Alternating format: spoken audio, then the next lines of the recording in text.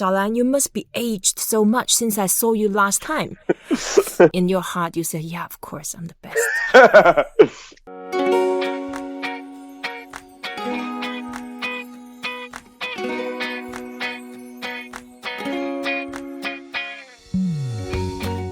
Hello and welcome to Talk Chineasy, where we teach you Chinese with ease. My name is ShaoLan, and I'm going to teach you a useful phrase of Chinese every day. In this episode, we are going to teach you how to say formidable. We have Josh Weinstein. Hi, Josh. How are you? Hi, I'm doing well. How are you? Yeah, good. 你好. 你好. Josh, I know your Chinese is super duper. Thank and you. to describe your Chinese is super duper, we say 厉害.厉害.厉害.厉害. 厉害 is super useful, and you can use it in many different contexts. Let's start with deciphering the two words. 厉. 厉. 厉 is the first word. It's the same sound. It means severe, and it's the same sound as power. So just imagine when you say 厉, that means severe and power. Sometimes something severe could be very powerful. And it's two different characters, but it's a very useful sound to learn. 厉. 厉. And the second word is 嗨. Hi. Hi. Yeah, just like hi. Hi. Hi. Exactly. Hi. And there's a fourth tone. It goes down. Hi. Hi. 厉害.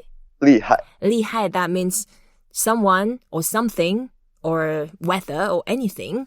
It's formidable. Something which is ferocious. Someone who is really shrewd.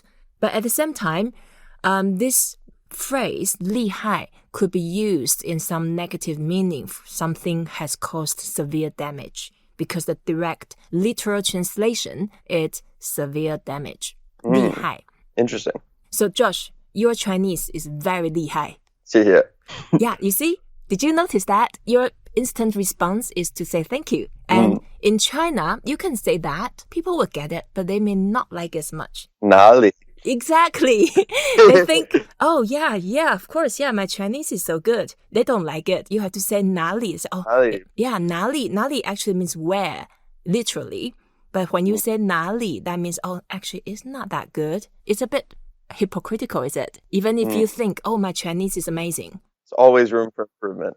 Always room to improve. And in China, especially, or in Japan, they appreciate you more when you are very humble. So when someone said, Josh, 好厉害. 哪里?哪里哪里, and you'll say, yeah, quite good. Okay. I'm back in America, so my instinctive response is 谢谢 instead of 哪里. In China, it's always 哪里. That's right. And it's sort of the social dance you need to do all the time. And so every time you have to praise each other, you say, oh, 好厉害. And 好 is good. But when you use 好 to describe an adjective, 厉害, then the 好 becomes very. So 厉害 is formidable. 好厉害 is really formidable. I also go with 开玩笑. Like you got to be kidding if you think my Chinese is very good. Do you want to talk about 开玩笑? Sure. 开 is to open. 玩 is to play. 笑 is to laugh. So you open, play, and laugh. It means you're kidding. 开玩笑, you're joking around. 开玩笑. Okay, so 开玩笑 is the literal meaning you are joking around, but in this context, I said, oh, Josh, 厉害. When you answer me as 开玩笑, that means you must be kidding. Yeah, so it's quite a useful response. Or sometimes when people say, hey, ShaoLan, you must be aged so much since I saw you last time. All right. So if I don't really like it, I can... I can say 谢谢, or I can say, oh, you must be kidding. And I don't really appreciate your joke. Can you say that again? Yeah, something like that. Yeah. So it's sort of sarcastic. Well, if I were you're so much smarter over the past, year or two. It's like, yeah, I've aged so much because I'm so much smarter now. So, naturally, I must, Yeah. Yeah. So in Chinese tradition, people love it when you make fun of yourself. So next time when people say, hey, Josh, 厉害厉害. 开玩笑. Yeah, or 哪里哪里. Exactly. Yeah, even if you, in your heart, you say, yeah, of course, I'm the best. I don't know. Can you share with us why your Chinese is so 厉害? I think it really comes back to the days of Princeton, which is where I learned Chinese under Perry Link, who's probably one of the best non-native Chinese speakers in the world. Mm-hmm. Princeton in Beijing was a program where we would spend 2 months in Beijing, all day, nonstop, learning Chinese. Mm-hmm. It was a very intense program. No English. No English allowed. Mm-hmm. We signed a pledge that if we spoke English, we'd get kicked out and sent back to America. Right. So we're like, you cannot speak English. There's no English. Like it was amazing. By the 6th week or 7th week of the 8-week program, my roommate told me that I was dreaming in Chinese because I was speaking Chinese while I was asleep. That's amazing. Yeah, that's a very good indication. When you dream the foreign language you are learning, that means you are making progress. I still have a lot of progress to go, and still had a lot of progress to go. But really passionate about the language, passionate about being able to make a connection with people. And then it was also a lot of fun. It was really enjoyable and continue to enjoy it. And so glad to be chatting with you. Oh, thank you. So I try to conclude what you just said. Passion is the most important thing. You really need to love it. And to love it, you need to have interest and to make it playful. I can see that you are a very playful person and you have fun with everything. And you also talk about having connections. Human connection is really the key for learning any language. And of course, not everybody has Princeton. Not everybody has such the world-class learning method, or not everybody can travel to China and spend 2 months there.